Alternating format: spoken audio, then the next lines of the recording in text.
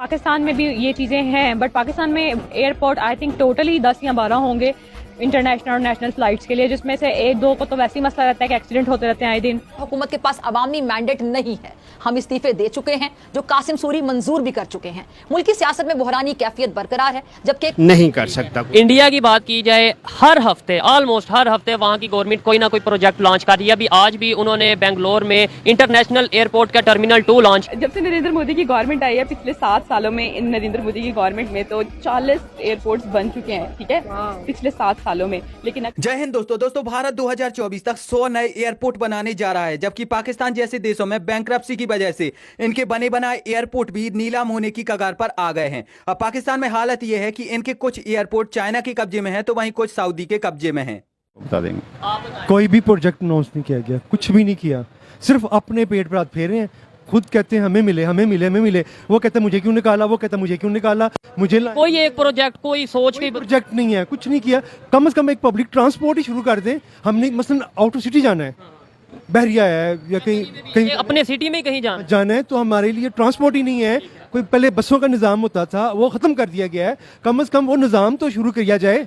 India की अगर बात की जाए, आज भी उनके जो प्राइम मिनिस्टर हैं, उन्होंने इंटरनेशनल एयरपोर्ट बेंगलोर में उसकी जो है ना लॉन्च किया है, इनॉग्रेट किया है, ठीक है, टर्मिनल 2 किया है। और हर हफ्ते कोई ना कोई वो बड़ा प्रोजेक्ट पब्लिक के लिए, कभी ट्रांसपोर्ट के हवाले से, कभी किसी हवाले से वो इनॉग्रेट करते रहते हैं। क्या वजह, हमारे यहाँ पे क्यों नहीं हो रहा? हमें जो समझ आई है ना, वो वहाँ पर हुकूमत आती है अवाम के वोट से, हमारे यहाँ पर वो हुकूमत आती है अंपायर की उंगली से। भारत सरकार 2024 तक उड़ान स्कीम के तहत पूरे भारत में 100 नए एयरपोर्ट बना रही है, और इसी स्कीम के तहत कई और पुराने एयरपोर्टों की मरम्मत करके उन्हें एक लग्जरी एयरपोर्ट में कन्वर्ट किया जाएगा। अब असल में भारत सरकार का इस योजना को लॉन्च करने का मकसद केवल यही है कि आम इंसान जो कि कभी फ्लाइट में ट्रेवल नहीं कर पा रहा है, वो भी फ्लाइट में ट्रेवल कर पाए, और उसके लिए ये सुविधा और भी ज्यादा आसान और बहुत ही ज्यादा सस्ती बनाई जा सके। इस योजना के तहत सरकार का कहना है कि हम यह चाहते हैं कि भारत में रहने वाले ज्यादातर लोग एक शहर से दूसरे शहर में जाने के लिए और एक स्टेट से दूसरे स्टेट में जाने के लिए रेल से ज्यादा फ्लाइट का उपयोग करें और फ्लाइट में ट्रैवल करें।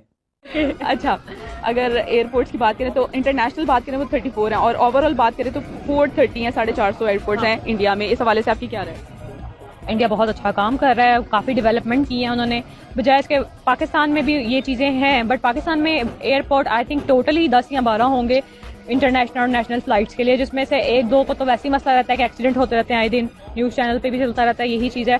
जबकि इंडिया में बहुत प्रोग्रेस उन्होंने पकड़ी है लास्ट 4 to 5 ईयर्स में। आप जब से नरेंद्र मोदी की गवर्नमेंट आई है पिछले 7 सालों में, इन नरेंद्र मोदी की गवर्नमेंट में तो 40 एयरपोर्ट्स बन चुके हैं, ठीक है, पिछले 7 सालों में। लेकिन अगर उनकी गवर्नमेंट के पिछले कंपैरिजन किया जाए तो 65 सालों में जो एयरपोर्ट्स बने थे वो ऑलमोस्ट जो थे वो 90 के करीब थे, लेकिन नरेंद्र मोदी की गवर्नमेंट में 40 से ज़्यादा बने। इस हवाले से क्या कहें?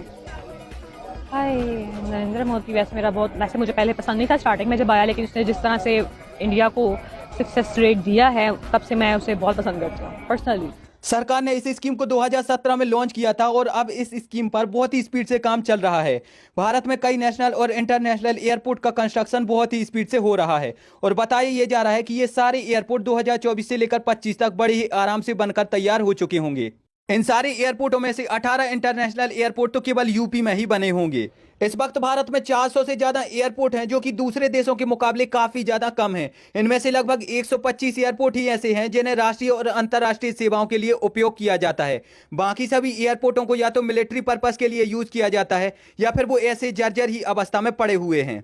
तो इसीलिए भारत सरकार 100 नए एयरपोर्ट बना रही है, और जो पुराने खराब एयरपोर्ट पड़े हैं उनकी भी मरम्मत करके उन्हें एक लग्जरी एयरपोर्ट में कन्वर्ट कर रही है। भारत सरकार इस स्कीम के तहत तकरीबन $6.5 बिलियन खर्च कर रही है। अब इन एयरपोर्टों के बनकर कंप्लीट हो जाने के बाद से इनका एक पॉजिटिव इम्पैक्ट हमें भारत की जीडीपी पर देखने को मिलेगा। इनसे भारत में डायरेक्ट और इनडायरेक्ट बहुत सारे नए नए रोजगार के अवसर उत्पन्न होंगे, और जो भारत के स्टेट हैं वो आपस में एक दूसरे से बहुत ही अच्छे से कनेक्ट हो जाएंगे, और तो और भारत भी दूसरे देशों से अच्छे से कनेक्ट हो जाएगा। और